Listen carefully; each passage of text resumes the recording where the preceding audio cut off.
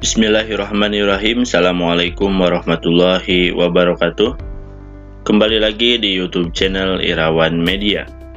Pada video kali ini kita akan membahas tentang bahasa Indonesia sebagai mata kuliah umum. Adapun yang akan menjadi bahasan pada video kali ini yaitu tentang ragam bahasa Indonesia. Ragam bahasa itu diartikan sebagai variasi bahasa menurut pemakaiannya, atau topik yang dibicarakan, hubungan pembicara dan lawan bicara, serta media pembicaraan. Nah, hal-hal ini yang akan menentukan apa ragam bahasa yang digunakan oleh seseorang dalam berinteraksi menggunakan bahasa Indonesia. Nah, untuk memahami lebih lanjut terkait ragam bahasa ini, kita lihat terlebih dahulu bagaimana alur komunikasi dalam kehidupan kita sehari-hari. Dalam komunikasi ada unsur yang pertama yaitu komunikator. Komunikator adalah seseorang yang berperan sebagai pengirim pesan. Kalau dalam ranah berbicara, maka komunikator ini adalah seorang pembicara. Kalau dalam ranah menulis, maka komunikator ini adalah seorang penulis, di mana komunikator yaitu orang yang menginformasikan, orang yang mengekspresikan ide, gagasan, atau pemikirannya. Nah, ide, gagasan, atau pemikiran itu adalah pesan yang hendak disampaikan oleh seorang komunikator. Pesan akan disampaikan melalui media. Media dalam komunikasi tentunya berbeda-beda. Dilihat dari bentuknya, media dalam komunikasi ini nanti ada media lisan atau ada media tulisan. Nah, jika dilihat media itu sebagai alat, maka media itu banyak lagi jenisnya, seperti media elektronik, media massa, media cetak, dan lain sebagainya. Selanjutnya, pesan yang disampaikan melalui media akan disampaikan kepada komunikan atau lawan bicara dari komunikator, yaitu orang yang menerima pesan. Dan komunikan bisa menjadi komunikator karena dalam komunikasi ini ada unsur yang namanya umpan balik, di mana komunikator bisa berubah menjadi komunikan dan komunikan bisa berubah menjadi komunikator karena adanya saling interaksi ketika komunikan akan membalas pesan atau akan membalas obrolan terhadap komunikator. Nah, dalam komunikasi ini tentunya ada unsur lingkungan atau situasi dan kondisi yang melatar belakangi. Dalam situasi apa komunikator dan komunikan ini berkomunikasi, dalam kondisi seperti apa mereka berkomunikasi. Tentu ini akan menjadi faktor pemengaruh komunikasi. Nah, melihat unsur-unsur komunikasi yang ada, maka ragam bahasa dalam komunikasi itu harus memperhatikan beberapa aspek. Yang pertama adalah aspek situasi yang dihadapi. Nah, ragam bahasa yang dipilih tentu harus disesuaikan dengan situasi dan kondisi yang sedang dihadapi oleh pembicara ataupun pendengar. Apakah berada di situasi resmi atau berada di situasi yang kurang resmi? Situasi ini tentu memandang adanya tempat, waktu, dan situasi sosial kemasyarakatan. Yang kedua adalah permasalahan yang hendak disampaikan oleh komunikator terhadap komunikan. Hal ini tentu menjadi faktor yang mempengaruhi ragam bahasa mana yang nanti akan digunakan saat membicarakan permasalahan tersebut. Dan yang ketiga adalah latar belakang pendengar atau pembicara. Dalam berkomunikasi, tentunya seorang komunikator atau seorang pembicara atau penulis harus mengetahui terlebih dahulu siapa yang hendak diajak bicara atau untuk siapa tulisan itu akan nanti disampaikan. Latar belakang pendengar atau pembaca ini bisa dilihat dari strata pendidikannya atau kemudian karakteristik dari usianya dan lain sebagainya, sehingga nanti komunikasi akan berjalan dengan lancar dan ragam bahasa yang digunakan pun akan sesuai dengan latar belakang si pendengar atau si pembaca. Selanjutnya yang keempat adalah media atau sarana yang digunakan dalam komunikasi. Tentu ini pun akan menjadi pemengaruh apakah ragam bahasa yang digunakan dalam komunikasi tersebut. Media atau sarana ini misalnya ada ragam tulisan atau ragam lisan yang nanti akan digunakan. Tentu ketika komunikator dan komunikan berkomunikasi dalam ragam lisan akan berbeda dengan ketika berbicara atau berkomunikasi dalam ragam tulis. Nah, keempat aspek ini akan menjadi pemengaruh penggunaan ragam bahasa dalam berkomunikasi. Nah, selanjutnya, ragam bahasa Indonesia berdasarkan situasinya, maka ada dikenal dengan 3 ragam. Yang pertama ada ragam formal, yang kedua ada semi formal, dan yang ketiga ada ragam non formal. Ragam bahasa formal digunakan dalam situasi formal tentunya, seperti rapat, pertemuan-pertemuan ilmiah, dan lain sebagainya. Nah, dalam ragam formal ini, tentunya penggunaan bahasa harus memperhatikan penggunaan ejaan baku dan pelafalan bahasa yang harus benar dan sesuai dengan kaidah serta struktur bahasa Indonesia. Nah, ini tentunya harus diperhatikan bagaimana penggunaan bahasa yang baik dan benar.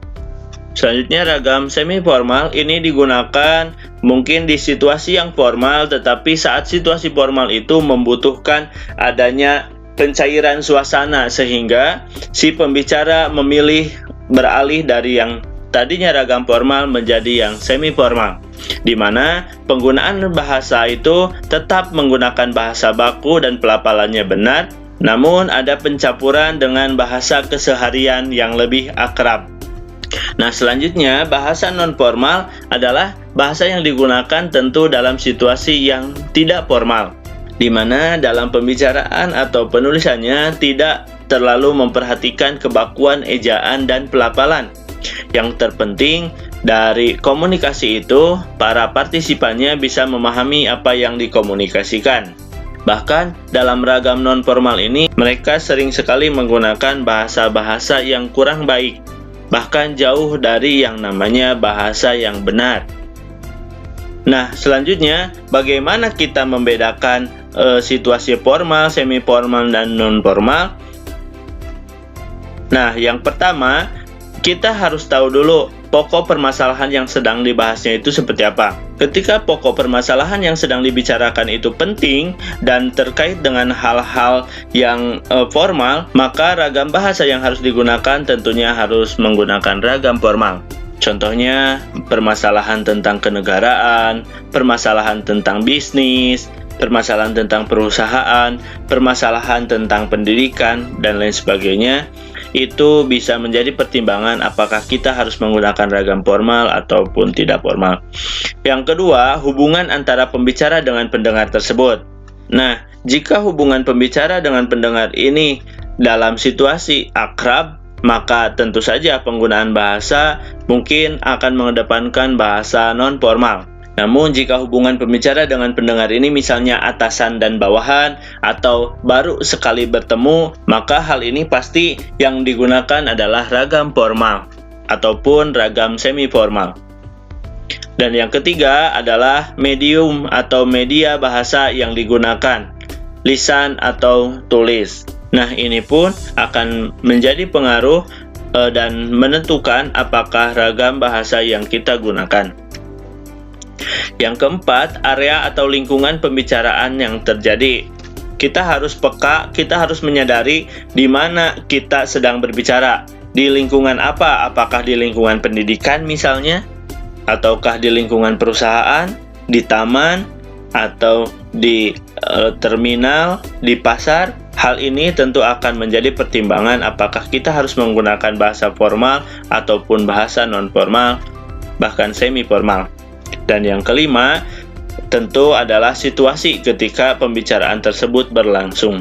Misal, walaupun area atau tempatnya itu di perusahaan atau di sekolah atau di gedung negara sekalipun, tetapi situasinya tidak sedang dalam situasi formal atau tidak sedang dalam situasi yang resmi, maka bahasa yang digunakan pun lebih mencair, lebih akrab, dan mungkin bisa dikategorikan menjadi penggunaan ragam bahasa yang semi formal atau bahkan tidak formal, di mana penggunaan bahasanya tidak begitu menggunakan kaidah kebahasaan atau bahasa yang baku. Nah, ini beberapa hal yang bisa membedakan dalam situasi apa kita menggunakan ragam bahasa. Nah, selanjutnya dilihat dari medianya, maka ragam bahasa itu ada ragam bahasa lisan dan ragam bahasa tulis. Nah, bahasa lisan dan bahasa tulis ini jelas berbeda. Mari kita lihat beberapa perbedaannya. Nah, ragam lisan itu sifatnya primer atau lebih utama dibandingkan dengan ragam tulis. Karena sebenarnya ragam tulis itu merupakan turunan dari ragam lisan. Menulis itu merupakan turunan dari berbicara. Sebenarnya yang utama dalam kehidupan kita adalah berbicara. Namun, karena lisan itu terikat ruang dan waktu, maka alternatif lain adalah memilih ragam tulis untuk berkomunikasi. Sebenarnya, dalam kehidupan sehari-hari, kita cukup dengan yang namanya berbicara. Namun karena ragam lisan ini terikat ruang dan waktu, ada keterbatasan dalam berbicara. Karena misalnya kita posisinya jauh atau waktunya tidak bertepatan, maka dipilihlah ada ragam tulis sebagai ragam turunan dari lisan ini. Karena kita tahu bahwa ragam tulis ini tidak terikat ruang dan waktu. Kapanpun kita menulis, bisa dikonsumsi atau bisa diterima oleh si pembaca. Yang ketiga, perbedaannya adalah kalau ragam lisan dipengaruhi intonasi dan nada tutur. Jadi kita mengetahui apakah itu pertanyaan atau seruan atau mungkin berita, itu dilihat dari intonasi atau nada tutur si pembicaranya. Nah, sedangkan dalam bentuk tulisan itu dipengaruhi tentu oleh tanda baca. Nah, yang keempat, pada ragam lisan ini sering menggunakan ragam tidak formal atau kurang terstruktur. Nah, kita sadari bersama bahwa saat berbicara tentu kita banyak sekali menggunakan ragam yang tidak formal. Karena kita diposisikan pada situasi formal itu terbatas, beda dengan situasi yang non formal dalam kehidupan sehari-hari seperti biasa. Sedangkan pada ragam tulis, biasanya ini lebih sering menggunakan ragam formal atau lebih terstruktur. Nah, ini pun kita rasakan karena keseringannya kita menulis itu untuk kepentingan atau hal-hal yang formal. Jarang sekali kita sengaja menulis hanya untuk situasi-situasi yang tidak formal. Contohnya dalam berkirim surat, nah kita sekarang sudah jarang mengirim surat yang bersifat pribadi atau yang tidak formal. Kita biasa menulis surat sekarang tentu untuk kepentingan yang formal. Misalnya surat pemberitahuan dari perusahaan, dari instansi, dan lain sebagainya. Nah, yang selanjutnya, ragam lisan itu menuntut adanya lawan bicara secara langsung. Sedangkan pada ragam tulis, tidak membutuhkan lawan bicara secara langsung. Nah, selanjutnya, untuk ragam lisan itu sekali jadi. Nah, pada ragam lisan ini, ketika si pembicara berbicara dan mengutarakan informasinya, itu langsung didengar atau disimak oleh si lawan bicaranya. Berbeda dengan ragam tulis. Ragam tulis itu sebelum kita kirimkan tulisannya, bisa kita lihat dulu, revisi lagi apakah ada yang tidak sesuai atau kurang sesuai misalnya, sehingga bisa diperbaiki dan dikirim dalam kondisi yang lebih baik dari sebelumnya. Sehingga di sini jelas gambarannya bahwa ragam tulis itu lebih sering menggunakan ragam yang terstruktur. Karena dalam praktiknya pun tulisan itu bisa kita atur terlebih dahulu. Nah, selanjutnya ragam lisan ini durasi penggunaannya lebih banyak dibandingkan dengan ragam tulis, yang durasi penggunaannya cenderung lebih sedikit atau lebih sebentar dalam kehidupan sehari-hari. Tentu kita rasakan sendiri dalam kehidupan sehari-hari kita lebih sering berbicara dibandingkan menulis, dan lebih sering mendengarkan pembicaraan dibandingkan dengan membaca buku. Nah, itu mungkin bagi sebagian orang. Nah, demikian tadi ragam bahasa dilihat dari media yang digunakannya, yaitu ada ragam lisan dan ragam tulis. Selanjutnya kita mengenal ada bahasa Indonesia yang baik dan benar. Nah, penggunaan bahasa Indonesia yang baik adalah saat menggunakan bahasa Indonesia itu sesuai dengan situasi dan kondisinya. Sedangkan bahasa Indonesia yang benar adalah penggunaan bahasa Indonesia yang didasarkan pada kesesuaiannya dengan kaidah dan tata bahasa. Ini jelas berbeda. Dikatakan baik kalau bahasa Indonesia itu sesuai dengan proporsinya sesuai dengan situasi dan kondisi di mana dia digunakan. Sedangkan bahasa yang benar itu ketika kita menggunakan bahasa yang sesuai dengan kaidah bahasa Indonesia, sesuai dengan ejaan yang ditentukan, sesuai dengan pelafalan bahasanya yang benar. Nah, sedangkan bahasa yang baik dan benar itu tentunya kita menggunakan kaidah bahasa yang benar dan tentu dalam situasi yang tepat juga. Contohnya tadi dalam situasi yang formal. Dalam situasi yang formal, tentunya kita menggunakan bahasa yang benar. Itu akan dipandang menjadi bahasa yang baik karena sesuai dengan situasinya. Tetapi ketika bahasa yang benar ini kita gunakan dalam kondisi yang tidak formal, maka itu jatuhnya tidak menjadi bahasa yang baik. Bisa dipahami ya? Contohnya mungkin ketika kita di pasar. Pasar itu adalah situasi yang tidak formal. Nah, di pasar itu tentu kita tidak membutuhkan penggunaan bahasa yang benar ini. Contoh misalnya, Bu, maaf saya ingin membeli jeruk ini. Berapa 1 kilo harga jeruk ini? Selanjutnya si pedagang menjawab, harga jeruk ini 1 kilogramnya adalah Rp40.000. Nah, melihat pembicaraan ini dalam situasi pasar, tentu ini menggunakan bahasa yang benar. Namun, apakah ini baik digunakan? Nah, tentu tidak. Di situasi pasar, lebih baik kita menggunakan bahasa yang semi formal atau bahasa yang tidak formal. Nah, demikian gambaran bahasa Indonesia yang baik dan benar. Maka kita harus tahu situasi mana, kondisi mana yang menuntut kita untuk menggunakan bahasa yang baik dan benar, kapan kita menggunakan bahasa yang formal sesuai dengan kaidah kebahasaan bahasa Indonesia, kapan kita menggunakan bahasa yang tidak formal atau semi formal. Kita harus peka terhadap situasi dan kondisi di mana kita berada. Maka simpulannya, gunakanlah ragam bahasa yang sesuai dengan situasi dan kondisi.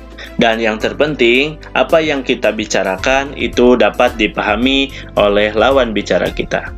Nah, pembahasan pada video kali ini dicukupkan sekian. Apabila ada yang kurang dipahami dan perlu dipertanyakan, silahkan ditulis di kolom komentar. Jangan lupa di like, share, dan komen video ini. Kemudian subscribe channel YouTube Irawan Media. Terima kasih, semoga bermanfaat. Assalamualaikum warahmatullahi wabarakatuh.